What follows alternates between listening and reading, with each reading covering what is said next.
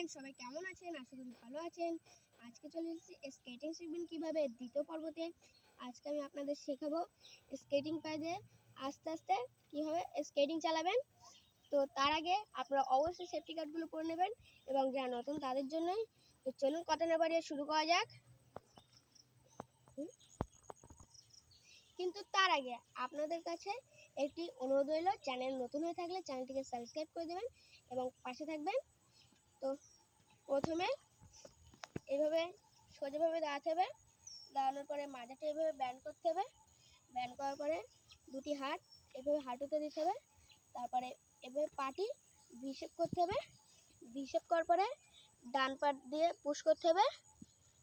এইভাবে ডান পা দিয়ে পুশ করতে হবে। তারপরে ডান পাটি বাঁ পায়ের জায়গায় চলে আসবে। তারপরে আবার বাঁ পা দিয়ে এইভাবে পুশ করতে হবে।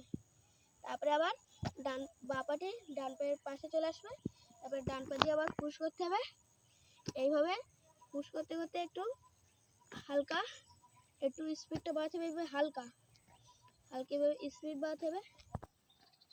আপনারা যখন ডান পা দিয়ে পুশ করবেন দেখবেন বাঁ পাটা এগিয়ে যাচ্ছে।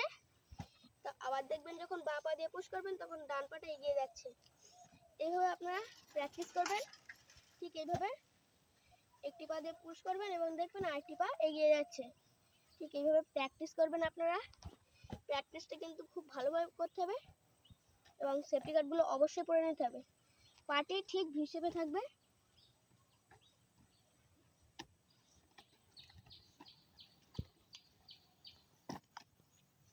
আপনাদের আবারও দেখিয়ে দিচ্ছি। এইভাবে পা দুটি সোজা থাকবে। তারপরে মাথাটি ব্যান্ড, হাত দুটো দুই হাঁটুর ওপরে। তারপরে পাটি ভি শেপ।